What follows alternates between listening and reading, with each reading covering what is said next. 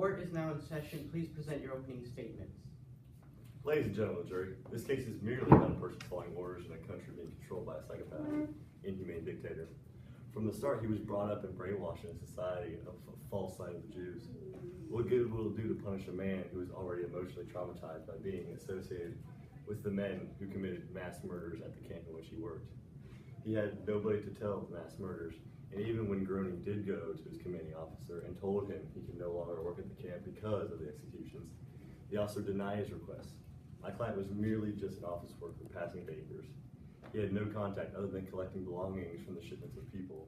Who do you believe Oscar Groening really is? Is he the normal German man that would do anything for his country? Or is he the man that took the personal belongings of Jewish prisoners who were about to be a part of the largest murder in the history of humankind? Well, here's the true story behind Oscar Groening's life as an accessory to murder of around 301,400 innocent Jews. Oscar Groening is a former Nazi known as the Accountant of Auschwitz. He voluntarily served in the German SS from 1940 to 1945 and worked in Auschwitz from 1942 to 1945. Groening was involved and was a witness to the horrible atrocities that occurred in the camp. He was responsible for sorting, guarding, and counting the belongings and currency of the new deportees to the camp. The defense calls Oscar Groening to the stand.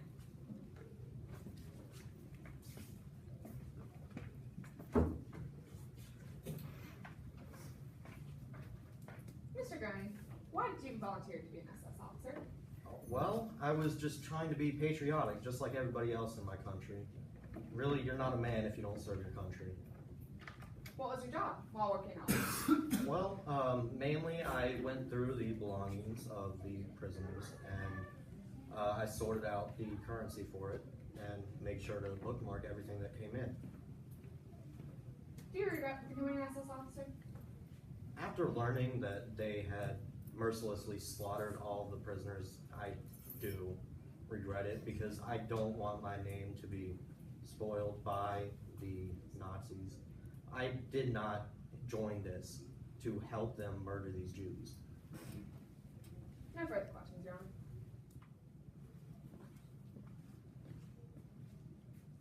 Do you believe that what was going on in the camp was morally right and should be happening? Absolutely not. Nobody should be forced into a camp and murdered like those Nazis did to them. In a previous interview, you said that if you are convinced destruction of Judaism is necessary, it no longer matters how the killing takes place. And that was your mentality while you were in the camp. Could you explain? Well, sometimes you have to adopt a certain state of mind to stay alive. It's really, if I tried to go against those Nazis, they would kill me just like they were doing to all of those other prisoners. And you have to do what you have to do to stay alive. Your job was to sort through the personal belongings and collect valuables and money that went towards funding the Nazi Party, correct? Yes. But you continued to do this and support them even though you knew it was wrong? Well, as I said before, I could not go against them or they would kill me just like they were all the other prisoners. You are aware that an average person could face up to 5 years in prison for being an accessory to just one murder, and you were the accessory to 301,400 murders. That could be equivalent to 1,507,000 years in prison, and you've been free for the past 69 years of your life after everything went down. I am aware of this. No further Now, questions. if I may rebuttal this, in America, they do have prisons, correct? So, whenever a prisoner is sent to this prison, is there not a person who goes through their belongings and bookkeeps it?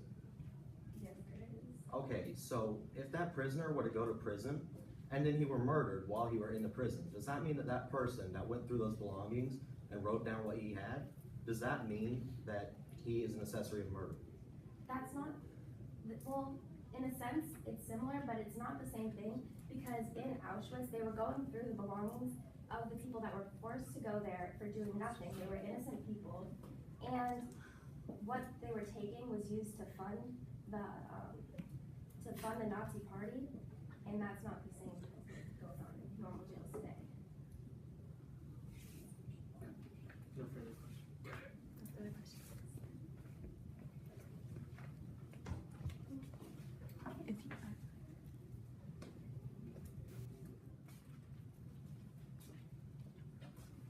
Elie Wiesel to stand.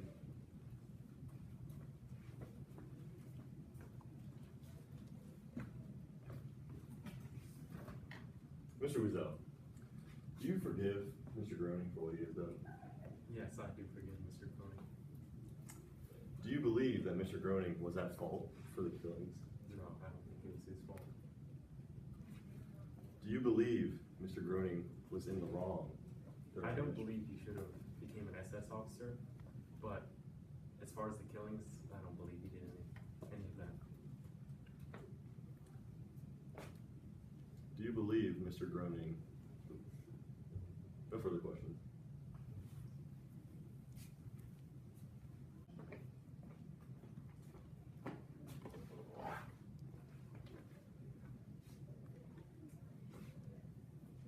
Have you ever interacted with Oscar Groening during your time in Auschwitz? No, I never met him. Could you describe what your experience in Auschwitz was like? It was very bad. There was lots of killings. We were very starved. We didn't have much water to drink. It was harsh. Why do you believe that someone that was a part of this should be innocent? He was not a killer. He was just a man serving his country, and I can't blame him for that. Even though he continued working and supporting them? Yes. No further questions.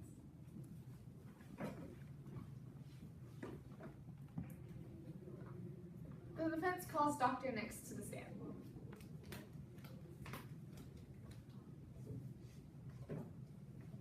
Dr. Nix, could you please explain your test results? Yes, the test results showed that Groening's DNA was not the same as the DNA inside of the chambers, therefore he couldn't have been there. So you're saying there's no possible way?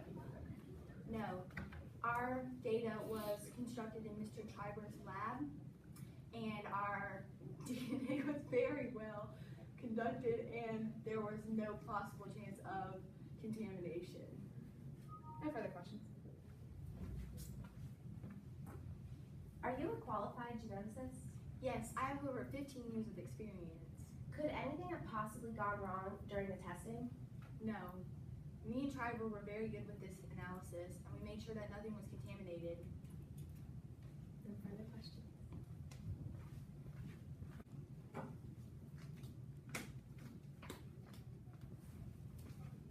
The prosecution calls Dr. Alkin to the stand.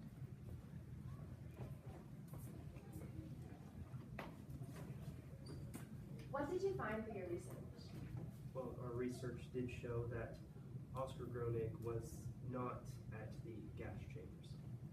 However, he had in a previous interview stated that this was the first time I had participated in the gassings, and he corrected himself, saying, I do not mean participated, I mean observed. Are you sure your test was 100% correct?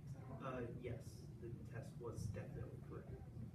And are you a certified geneticist? Have you been doing this for a long time? Yes, No further questions. Dr. Alkin, how many years of experience would you say you have? I'm somewhere around 20, probably. Okay. Could there have been any room for error in your test? Any at all? No, certainly not. So your lab is completely perfect. Like there's nothing out of place and nothing wrong. No, he wasn't there. I mean, you had the same results too, didn't you? No further questions.